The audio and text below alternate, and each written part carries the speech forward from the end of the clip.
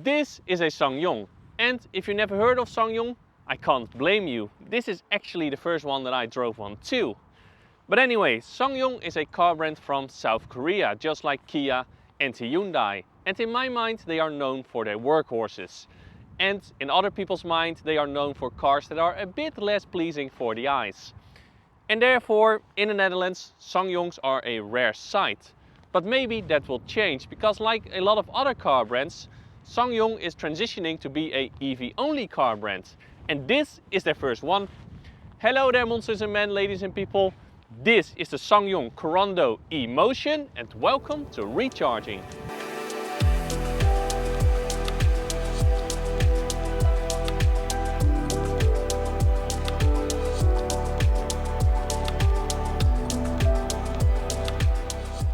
Is this SsangYong also less pleasing for the eyes? Luckily, that is a subjective thing. But in my opinion, here in the front, yes, I don't find it the most beautiful car in the world, but it is also not that ugly. The SsangYong Korando E-Motion is not designed as a EV-only car, because there is also a internal combustion engine version. But looking at the Hyundai Kona and Kia e-Niro, that does not have to deliver a bad EV. The biggest difference with the internal combustion engine version is the front here, because this one has a closed grille. And SsangYong also did a BMW, because blue, blue, blue, blue. I wish that I could say that you get these alloy wheels as standard, but you don't. This car stands on winter tires, so it also has different alloy wheels. The standard alloy wheels, here's a picture, are these aerodynamic ones, and they are kinda not my thing. I hope SsangYong will have these as an option though. How big is a SsangYong Korando E-Motion? Well, it is longer than a Kia e-Niro and a MG ZS EV. It is even 4 centimeters longer than a Volvo XC40. Then the rear of the SsangYong, again, kinda not my thing. What is my thing though is the size of the boot, because if I open it up, what you do see is a boot space of 551 liters.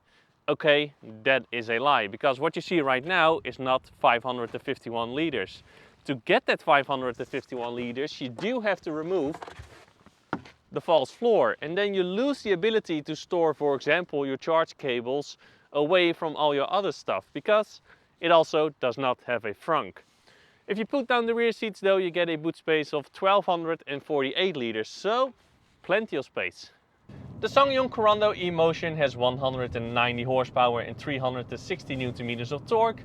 With that, it can do 0 to 100 in 8.5 seconds, and the car is limited to 156 km an hour. The way this car drives actually reminds me a lot of those other Korean cars, the Hyundai Kona and the Kia e-Niro. The suspension is not too comfortable, not too sporty. The steering does not have a lot of feeling, but has a nice weight to it. I mean, the car does everything with confidence, but without a lot of excitement. And the driving experience is pretty neutral, and that won't offend anyone, and therefore it appeals to a lot of people. And let's be honest, for a family crossover, it doesn't have to do more than that. What it can do, and a lot of family crossovers can't, at least electric ones, is pull a trailer or caravan of 1500 kilos. The battery pack of this car is 61 kWh big, and around 56 kWh of that is usable energy.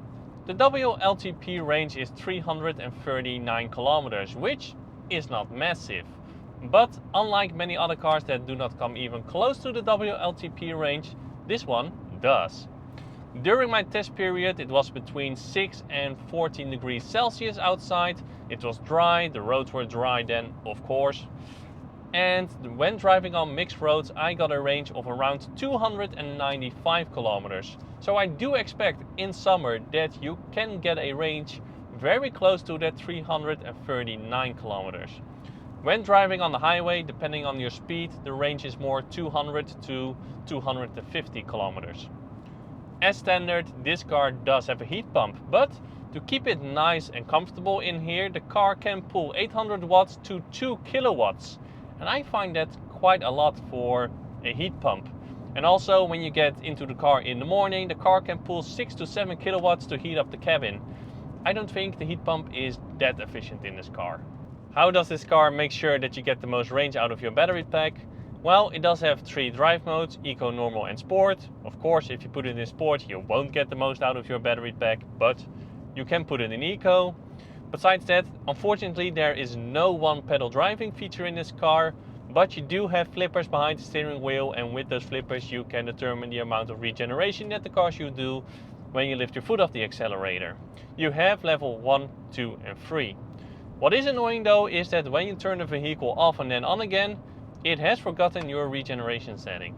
The SsangYong Korando eMotion only has a single phase onboard charger, which means on a 3-phase 11 kilowatt charger like this one, it can only take 1 phase. Which means 3.6 kilowatts, which means charging the car from 0 to 100% will take you 18 hours.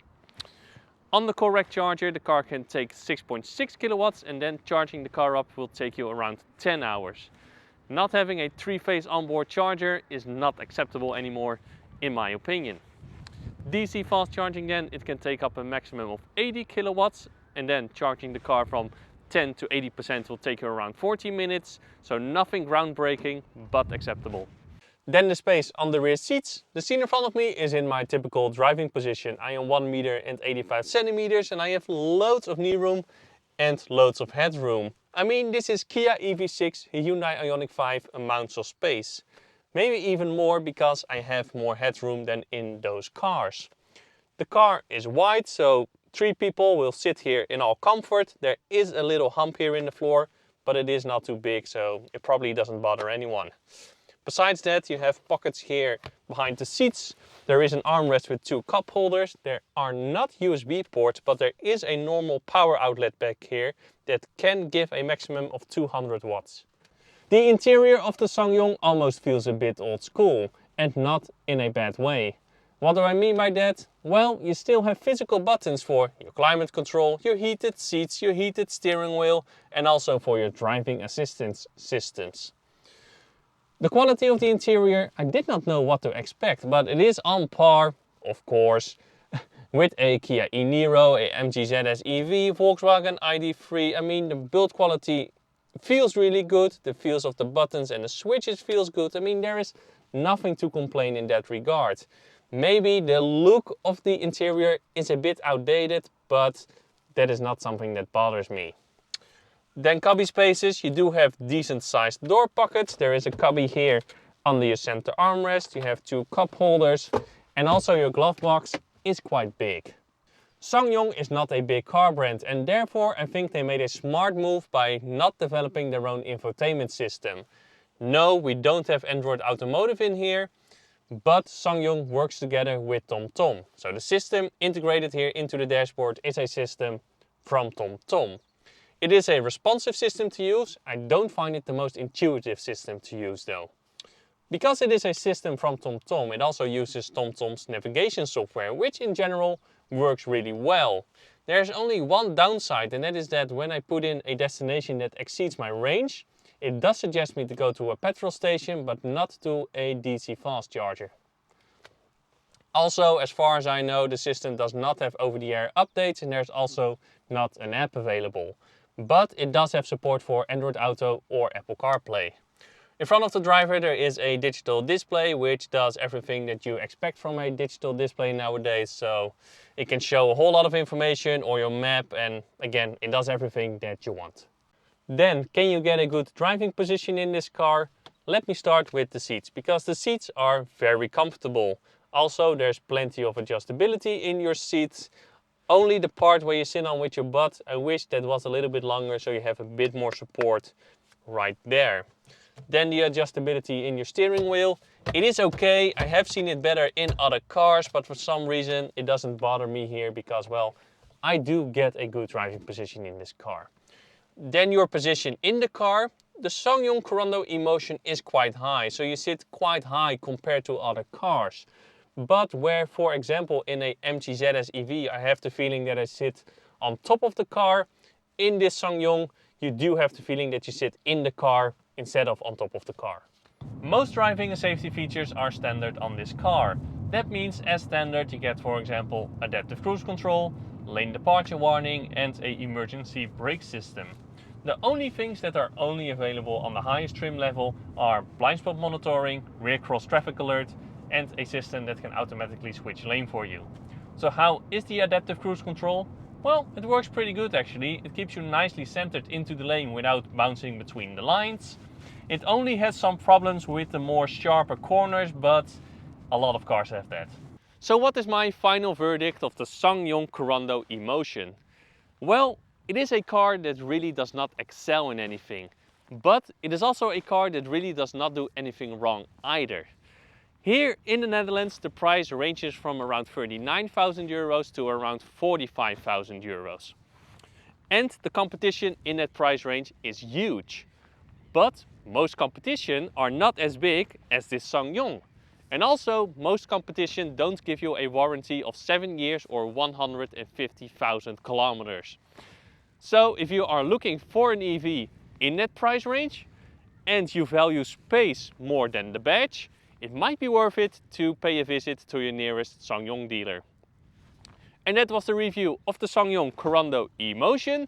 I hope you liked it, and if you did, please give a like. If you have something to say, please leave a comment, and it would be awesome if you subscribed. And then I would like to say now thank you a lot for watching, and as always, to be continued.